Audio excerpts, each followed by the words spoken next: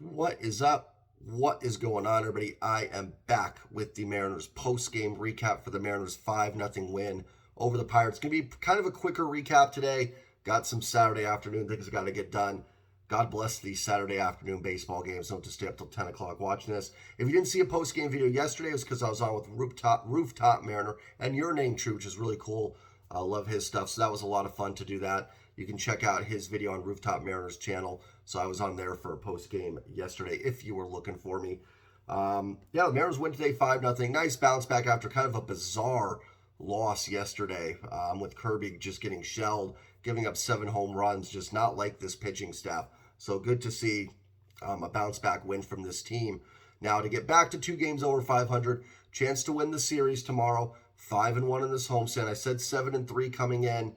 You know, it's looking pretty good for that. It's looking like this is going to be that homestand that we kind of wanted for them to go from here to that next step. And so far, they've done that. Luis Castillo was absolutely outstanding today. Only gave up the 1 hit. It was the first batter of the game. He goes 6 innings, 1 hit, 2 walks, did hit a batter, so a couple base runners in there, and 10 strikeouts. He is back to that ace form the last couple times out against Oakland and Pittsburgh. I know it's Oakland and Pittsburgh, but listen, as I said against the series in Oakland, that, you know, it's if these guys are going 5 innings, giving up a bunch of hits, walking 8, striking out nobody, I'd say, yeah, the other offense is just bailing them out. But these are dominating starts. These are what good pitchers are supposed to do against a lineup that is not as strong. And that's what Luis Castillo did today. Bullpen did its job. Spire. Brash looked about as good as I've seen him in his at-bat against McCutchen in that strikeout. And I don't know how McCutchen spit on that one slider that was just off the plate. But Brash's command was outstanding. And that's where we talk about throwing strikes isn't just the goal. It's quality strikes. And that's what Brash did against McCutchen. So that was good to see. That was good Matt Brash there. Gott and Topa did their job as well. So great eye by the pitching staff in general. 17 strikeouts for the Mariners pitching staff today and only gave up 2 hits. The other hit they gave up was a little infield hit single that Gabe Spire gave up to, I believe, Zawinski got the infield hit. Moving on to the offense, JP was 2 for 4. The Mariners got it started off right with back-to-back doubles off of Velasquez to go up 1-0. Velasquez was making his first start off the IL. Looked like the slider just wasn't back yet for him. You could tell he left a lot of sliders hanging. Looks like he did leave with some elbow discomfort. Hopefully he's okay. Anytime you hear elbow, you know what you think of immediately, the TJ word. So hopefully Velasquez is okay, just precautionary, and he's going to be all right to make his next start. But JP, a nice game with a double and a single. Ty was 2 for 4, 2 doubles, an RBI, and a walk. Apparently getting hit on the wrist was what Ty France needed to get his season turned around. Because not only is he just hitting the ball like crazy, he's starting to put the ball in the gap, putting the ball over the fence a little bit. So, and the weather's warming up too. I talked about this a lot in April, that some of these hits the Mariners didn't quite get early on are going to go over the fence once it heats up a little bit.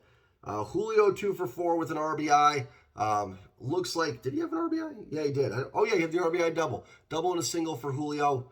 Looks like Julio's back. The swings look better. He looks more comfortable in the box. He was really looking uncomfortable there for a while. The homered last night, which was good to see.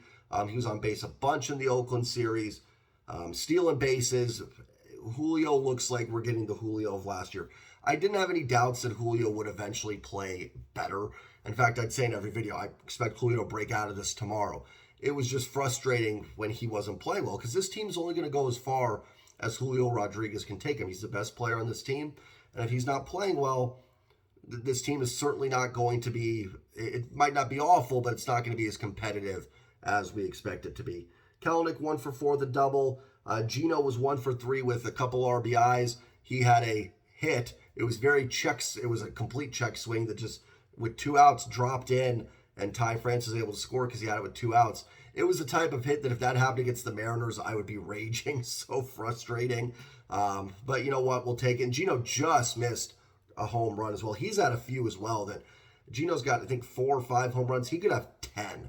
I mean, he's had 3 in this homestand that have missed by like that, maybe that much to dead center field. And then he had the sac fly in the 7th, which scored Julio. Cal had a base hit, 1 for 4. Teo was 1 for 4 with an RBI double. That was the 3rd run for the Mariners in the first inning after the Geno bloop hit. Teo doubled down the line and scored Cal Raleigh. So good to see an extra base hit from Teo. Caballero 1 for 4. Colton Wong 0 for 4. I'm going to talk about Colton Wong for a second because I've not defended Colton Wong, but I've defended that he might still stick on this roster. And mainly I'm talking about between Caballero, Haggerty, and when Dylan Moore comes back, you've got 3 more right-handed hitters. Haggerty's better side is his right. Now listen, 3 righties is better than 1 bad lefty and 2 righties. So, I want to be clear on that if, Colton Wong just is never going to hit righties or hit as a left-hand hitter. Doesn't matter what handedness the other guys are, they're better options. But I've kind of defended it because I think that, we don't know fully yet with Caballero. We don't have a big sample size. Haggerty hasn't hit either, for the record, and less at-bats for sure.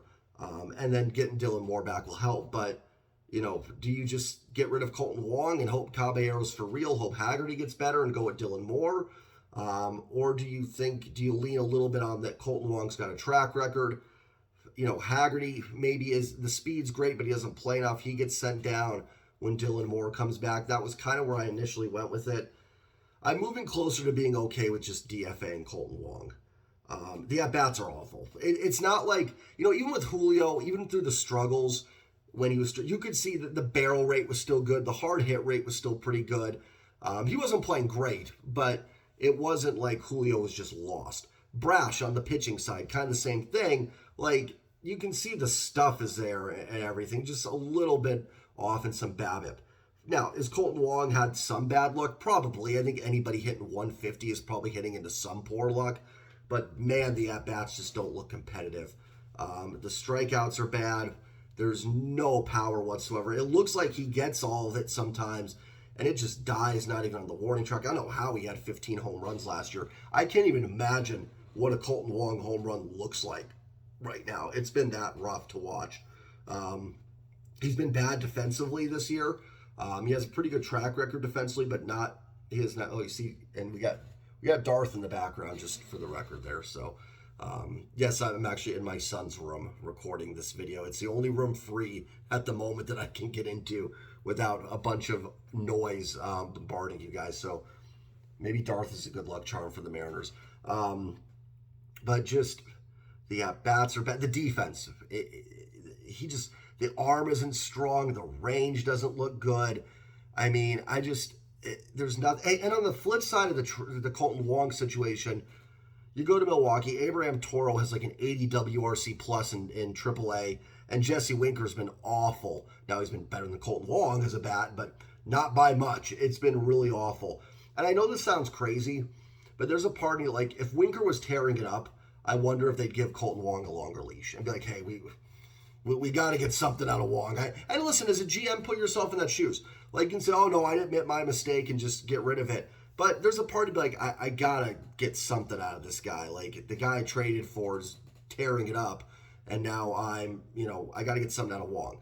But Winker's struggling. I wonder if you look at it and say, listen, Winker sucks, Toro sucks, Wong sucks. We're just moving on. And take it like, hey, we tried, the trade didn't work. Because I wonder if we're getting close to that situation. I don't see it from Colton Wong.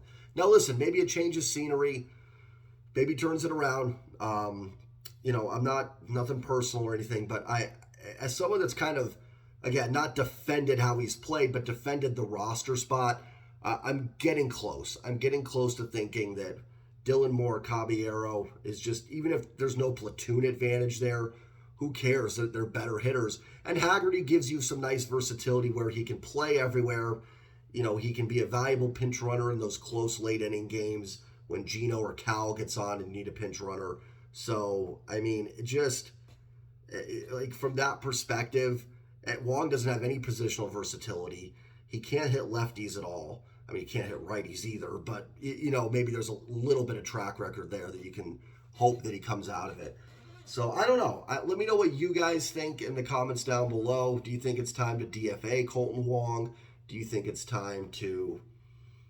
maybe send Haggerty down and then just give Wong a few more weeks? Because that is an option too. Like, you can send Haggerty down. You can go a couple weeks, 3 weeks, see if Colton Wong can get out of it a little bit, and then, then make a decision. Like, you can't bring Haggerty back, so it wouldn't be the end of the world or anything like that. But I'm getting closer to, you might just DFA him. I don't know. Like, we're getting into June now, and it's just been awful. It has just been awful. But enough with the bad. Julio looks like he's turning it around. Gino is going to get some home runs here. He has been close. I'll even put in a call tomorrow that Eugenio Suarez homers. Like, he is right there. These balls are right there going over the fence. So he is close. JP's been a bright spot. Ty France is starting to hit like Ty France. Even Teo a little bit coming out of it. So hopefully this can get this team on straight track. And his pitching is so good. I'm not worried about George Kirby at all after yesterday. It happens. Kirby is so much in the strike zone that stuff like that is just going to happen every now and then. He's going to get hit sometimes. There's nothing you can do about it. He'll be fine. Mariners back to 2 games over 500. Chance to win a series tomorrow. Get this to 3 over 500. And then get ready for the Yankees coming into town on Memorial Day. So please hit the like button. Hit that sub button if you're new. Go ahead and do it. I'll give you a second here. All right, perfect. Thank you very much. I will see you guys all tomorrow, hopefully for the post-game recap. I should be able to get up. It might be tomorrow night. Go Mariners. Love these afternoon games. Enjoy your Saturday afternoon and evening, everybody. And as always, go Mariners. Peace.